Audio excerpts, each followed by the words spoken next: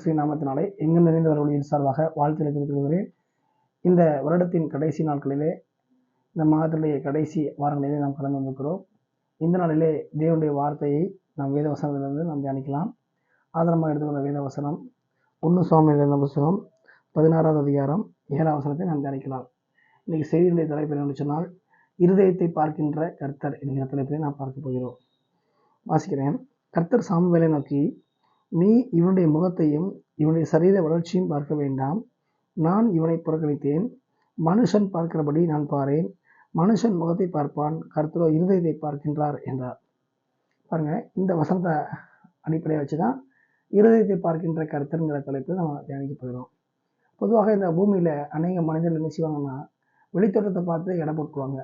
ஒரு பணக்காரங்களாக இருந்தாலோ, படித்தவங்களாக இருந்தாலோ, ஆள் ஸ்பாட் அழகாக இருந்தாலோ, அல்லது பேக்ரவுண்டு பெரிய கெப்பாசிட்டியாக இருந்தாலோ அதை பார்த்து விழுந்துருவாங்க.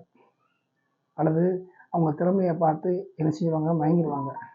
இன்னும் சொல்லப்போனால் அவங்களுடைய பேச்சுக்காரங்களை பார்த்து, அவங்களுடைய அணுகுமுறையை பார்த்து அனைவரும் என்ன செய்வாங்க, இவங்க தான் பெரியவங்க, இவங்க தான் முக்கியமானவங்க சொல்லி உலகத்தில் உள்ள மனுஷங்க என்ன செய்வாங்க, எண்ணி பார்ப்பாங்க.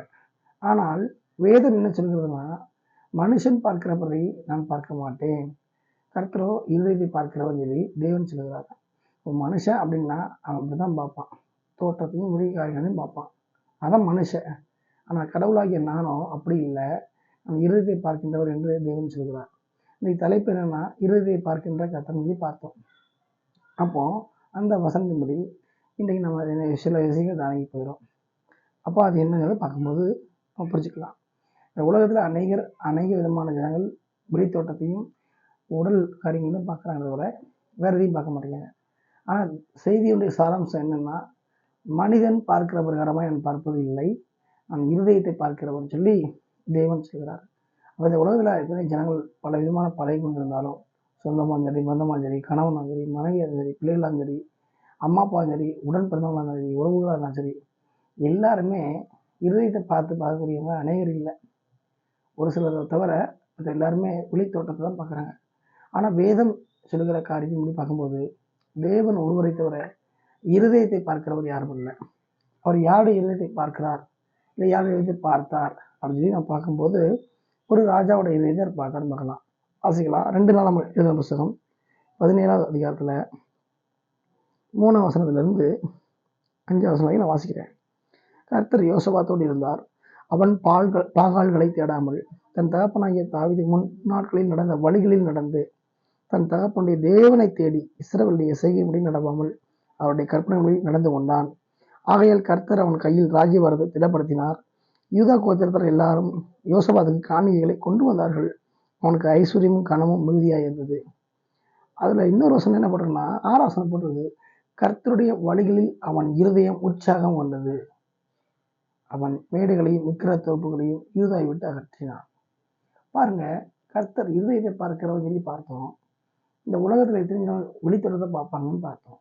இப்போ இருதயத்தை பார்க்குற கர்த்தர் சொல்லி பார்க்குற நாம எடுத்துக்காட்டாக எந்த ராஜாவோட இருதயத்தை பார்த்தாருன்னு பார்க்கும்போது, யோசபாத் ராஜாவோட இருதயத்தை தேவன் பார்த்தார். அந்த ராஜா பார்த்தீங்க அப்படின்னா, பாகால்களை விக்கிரங்களை தேடாத படித்து தேவனுடைய காரியங்களை தேட ஆரம்பித்தான். தேவனுடைய வார்த்தைகளை கேட்க ஆரம்பித்தான். தேவனுடைய சமூகத்தை தேடுவதில் உற்சாகம் கொண்டான். அவன் இருதயம் கர்த்தரின் வழியில் நடப்பதற்கு உற்சாகம் கொண்டது. அப்படிப்பட்ட ராஜாவின் இருதயத்தை தேவன் பார்த்தார். எல்லாரும் என்ன செய்வாங்க, தோட்டத்தை பார்ப்பாங்க, தேவன் இருதயத்தை பார்த்து பழகிறார். அப்போ இப்படிப்பட்ட ஒரு ராஜா இந்த நாட்டுக்கு தேவன் சொல்லி அவனை என்ன செய்வார், ஆசீர்வதிக்க ஆரம்பிச்சாரு. காணிக்கைகள் மூலமாக, மதிப்பு கொடுக்கறது மூலமாக பல நிலையில் உயர்த்தி மேலே என்ன செய்யாரு, அவனுடைய ராஜ்யபாரத்தை, அவனுடைய அரசாங்கத்தை உறுதிப்படுத்த ஆரம்பித்தார். எல்லா ஆபத்திலிருந்து காப்பாற்றினார். இதை கேட்டுக்கொடுக்கிற ஒவ்வொரு தேவ பிள்ளைகளும், வாலிப சகோதர சகோதரிகளும், ஊழியர்களும் தெரிந்து கொள்கிற விஷயம் என்னன்னு சொன்னார், மனுஷன் என்ன செய்வான், உலகத்தை பார்ப்பான், தோட்டத்தை பார்ப்பான். ஆனால் தேவனுடைய வார்த்தைப்படி, தேவன்படி நாம் எல்லாரும் இருதயத்தை காண்கிறவர்களாய் கவனிக்கிறவர்களாக இருக்க வேண்டும். யோசபாத் ராஜா இருதயத்தை என்ன செய்வான், தேவனுக்கு ஒப்பு கொடுத்தான். அவன் இருதயத்தை ஒப்பு கொடுத்த அப்படின்னா அவனுடைய இருதயத்தை தேவன் பார்த்தார். அதனால அவனை ராஜாவாக்கி உறுதிப்படுத்தி ராஜ்யத்தை ஆசீர்வதிச்சார். அப்போ நம்ம இருதயம் தேவன் பார்க்கிறவங்க இருக்குதா, அது நம்ம இருதயத்தை தேவன் பார்க்குறாங்க உணர்வு இருக்குதாங்கிறத நாம் புரிந்து கொள்ள வேண்டும். இந்த இருதயத்தை பார்க்கிற கர்த்தர் சொல்லி நம்ம பார்க்குறோம். யோசபாத் இருதயத்தை பார்த்தான்னு சொல்கிறோம். இன்னைக்கு நம்ம எல்லாரோட இருதயம் அவர் பார்க்குறாரு. நம்ம இருதயம் எப்படி இருக்கிறது? நம்ம இருதயம் யோசபாத் ராஜாவை போல கர்த்தருடைய வழியில் நடக்கிற உற்சாகமாக இருக்கிறதா?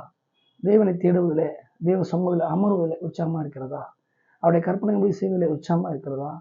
விக்கிரக காரியங்களை, பகல்கள் காரியங்களை தேடாதபடிக்கு தேவனுக்கு முக்கியத்துவம் கொடுக்கிற விதமாக நம் இருதயம் இருக்கிறதான்னு சொல்லி யோசபாத் ராஜாவின் இருதயத்தை போல நம் இருதயத்தை என்ன செய்யணும்? சீர்தூக்கி பார்க்க வேண்டும். அப்படி பார்க்கிறவராக நாம் இருந்தால் நம் இருதயத்தை தேவன் கவனிக்கிறவராக இருக்கிறத உணர முடியும். எனவே இந்த கடைசி காலத்தில், இந்த கடைசி மாதத்தில், வருடத்தின் நாட்களில் வந்துட்டு நம் இருதயம் எப்படி இருக்கிறது அப்படிங்கிறத புரிந்து கொண்டவர்களாக, நம் இருதயத்தை காண்கிற தேவன் ஒருவர் இருக்கிற உணர்ந்தவர்களாக, இருதயத்தை காண்கிற தேவனிடத்தில், பார்க்கிற தேவனிடத்தில் நம்ம ஒப்பு கொடுப்போம். யோசபாத் ராஜாவை போல ஒப்பு கொடுத்து தொடர்ந்து இருதயத்தை பார்க்கிற தேவனை போல நாமும் இருதயத்தை பார்த்து பழகுவோம்.